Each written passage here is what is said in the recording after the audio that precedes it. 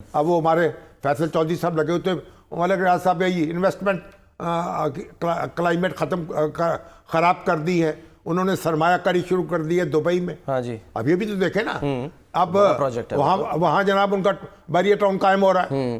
تو بات یہ ہے کہ ہم چیزوں کو سمیٹتے نہیں ہیں، جذباتی ہو کر ایک بڑھ کے لگانا شروع کرتے ہیں، دوسروں کی سرکوبی کرتے ہیں، اور عدالت میں معاملہ ٹھہرتا نہیں ہے. وہاں کٹا کٹ بے نظیر بھٹو کے خلاف جو ریفرنس قائم ہوئے تھے غلام اسحاق صاحب کے دور میں قائم کیے گئے، اور وہ 5 کے 6 ریفرنس تھے. جب سپریم کورٹ میں پہنچے جسٹس منیر شیخ تھے، انہوں نے ایک کھٹ سارے ریفرنس اڑا دیے، ختم ہو گئے.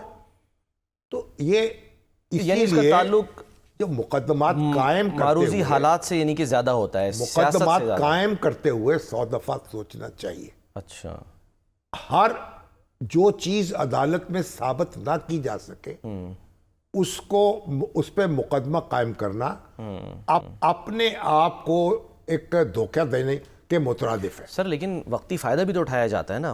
فائدہ کیا ہوا پھر؟ حکومت وقت جو ہے وہ وقتی فائدہ اٹھاتی ہے. یہی تو مریم نواز صاحب نواز شریف صاحب جیل میں ڈالنا مقصد ہے، الیکشن سے باہر کرنا مقصد ہے، تو یہ بھی پھر ہم نے تو اسی طرح متفن کر دی نا فضا. اب دیکھیے وہاں جو ہوا ٹرمپ وہ جو امریکہ میں ہنگامہ ہوا تھا کیپٹل ہل، ہاں جی کیپٹل ہل، تو انہوں نے ان لوگوں کو دیتی نا. اب یہ تو کارروائی نہیں شروع ہوئی کہ پہلے ٹرمپ کو پکڑو تاکہ اس کو دیکھو کہ اس کی کیا ذمہ داری ہے، اس کے گواہ اکٹھے کرو. یہاں تو آج بشرا بی بی جو ہیں ان کے مقدمات ہیں، 13 مقدمات تھے، وہ اس میں ان کی ضمانت اور 9 مئی کے حوالے سے. جی ہاں، وہ 9 مئی یہ نہیں، جو 26 تاریخ کو جو احتجاج ہوا ہے نا اس پر تھا. 13 مقدمات، ان پہ مقدمات 13 قائم ہو گئے. اب بتائیے، عدالت نے ایک ہی حلے میں سب کی ضمانتیں لے لی. بالکل. تو ہم نے اپنا قانونی نظام بھی تو درست کرنا ہے نا. مذاق بنا دیا نا. تو امریکہ میں انہوں نے کیا کیا؟ امریکہ میں کیا کہ جن لوگوں کی تصویریں نظر آئیں جو ویڈیو میں پکڑے گئے ان کو ایک ایک کو چن کے سزا دے دی. ٹھیک ہے. اب وہاں یہ نہیں ہوا کہ بھئی ان کی سازش تیار ہوئی ہے، پہلے ٹرمپ کو پکڑو. اب ٹرمپ کو پکڑتے باقی منصوبہ ساز کون تھا یہ بات نہیں ہوئی. نہیں، منصوبہ ساز کون تھا؟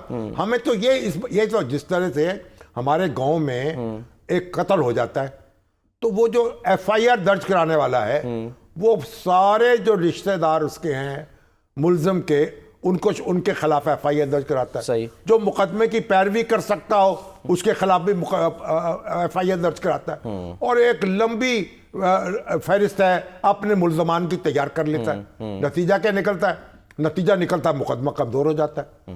تو ہمیں تو یہ مصیبت پڑی ہوئی ہے، ہم منصوبہ ساز تلاش کر رہے ہیں. بھئی موقع پہ جو لوگ موجود ہیں جن کے پاس ایویڈنس ہے ان کو سزا دے دیں تاکہ لوگوں کو اس سے عبرت حاصل ہو. صحیح. اب یہی فرق ہے نا ہمارے ان کے نظام میں. اب ہم نے کہا ٹرمپ نے جناب لوگوں کو اکسایا ہے، انہوں نے وہ لوگوں کو بھڑکایا ہے، اور انہوں نے کیپٹل ہل پہ حملہ کرایا ہے، تو انہوں نے ٹرمپ کو تو نہیں پکڑا، ان تو لوگوں کو سزائیں دی ہیں. ہم تو یہاں ٹرمپ کو پکڑنے میں لگے ایکچوئل کرائم میں ملوث تھے ان کو یعنی کہ سزائیں جو موقع پہ یہ ساری حرکتیں کر رہے ہیں ثابت ہو گیا جن پہ، مگر ہماری دنیا ہی نہ ڈالی ہے.